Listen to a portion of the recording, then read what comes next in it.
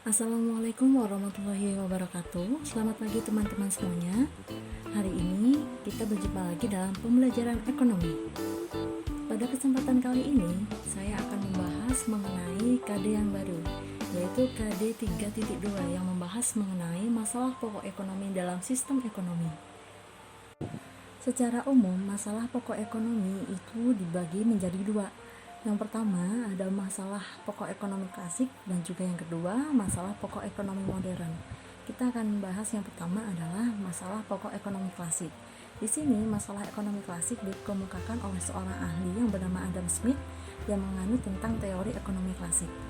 Beliau menyatakan bahwa masalah pokok ekonomi klasik itu dibedakan menjadi tiga. Yang pertama ada produksi, yang kedua ada konsumsi, yang ketiga ada distribusi.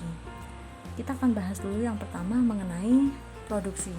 Di sini produksi itu menyangkut tentang hal yang penting karena proses ini berkaitan dengan pembuatan barang atau jasa yang memang dibutuhkan oleh konsumen. Adanya masalah ekonomi dalam proses produksi itu tentang jumlah barang yang tersedia dan juga besarnya kebutuhan masyarakat akan suatu barang. Yang selanjutnya kita akan membahas mengenai masalah konsumsi. Di sini konsumsi itu adalah kegiatan yang dilakukan untuk menghabiskan atau mengurangi nilai tambah suatu barang maupun jasa agar kebutuhan dari masyarakat itu terpenuhi. Apapun yang dilakukan oleh konsumen itu menjadi tolak ukur bagi suatu perusahaan dalam menghasilkan jumlah barang maupun jasa yang akan diproduksi oleh perusahaan tersebut. Masalah yang muncul dalam suatu perusahaan ketika perusahaan itu tidak bisa memahami mengenai apa maupun seberapa banyak jumlah barang maupun jasa yang akan diproduksi. Yang selanjutnya kita akan membahas mengenai distribusi. Nah, distribusi ini adalah kegiatan penyaluran barang atau jasa dari produsen ke konsumen. Pada kenyataannya, barang atau jasa itu semakin langka, maka akan semakin dibutuhkan oleh masyarakat dan harganya pun akan semakin tinggi. Inilah peran distributor untuk melakukan suatu kegiatan. Dalam hal ini adalah melakukan kontrol dan juga mengatur kebijakan agar mereka ini bisa menyalurkan barang kepada masyarakat dan mendapatkan untung sebanyak-banyaknya. Yang selanjutnya kita akan membahas mengenai masalah pokok ekonomi modern. Di sini masalah pokok ekonomi modern itu dibedakan menjadi tiga. Yang pertama itu ada why, yang kedua ada how, dan yang ketiga ada volume. Kita bahas dulu yang pertama yaitu what, atau apa dan berapa jumlah barang yang akan diproduksi.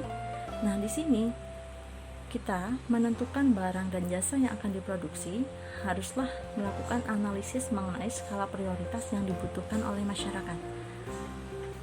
Hal ini kita gunakan atau digunakan untuk meminimalisir terjadinya kerugian yang akan diterima oleh seorang produsen ketika produk tersebut tidak laku. Nah, produsen ini dapat melakukan riset pasar terlebih dahulu.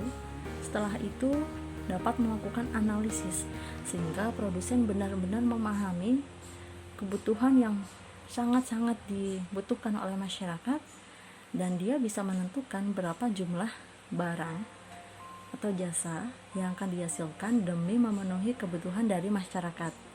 Lalu yang kedua adalah how, atau bagaimana cara memproduksi barang tersebut atau barang yang akan kita produksi. Dalam tahap ini, produsen akan memproduksi barang dengan memperhatikan metode dan juga teknologi yang berkembang sesuai dengan adanya kemajuan zaman. Produsen akan menggunakan kecanggihan teknologi untuk membuat produk yang banyak dalam waktu yang cepat. Dalam hal ini akan membuat kinerja atau produktivitas suatu usaha itu menjadi efektif dan juga efisien.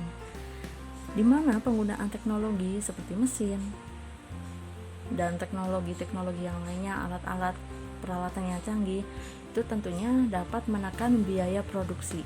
Sehingga produsen akan membuat produk secara efektif, efisien, tanpa harus memakan waktu dan juga biaya yang banyak. Di sini ada faktor-faktor yang memengaruhi seorang produsen mengambil keputusan mengenai cara untuk memproduksi. Yang pertama adalah pilihan kombinasi antara sumber daya yang akan digunakan. Dalam hal ini ada sumber daya alam, sumber daya manusia, dan juga sumber daya modal. Lalu yang kedua, ada perencanaan proses produksi untuk memperoleh keuntungan secara maksimum dengan pengeluaran biaya tertentu. Yang ketiga, ada penentuan teknologi yang akan digunakan.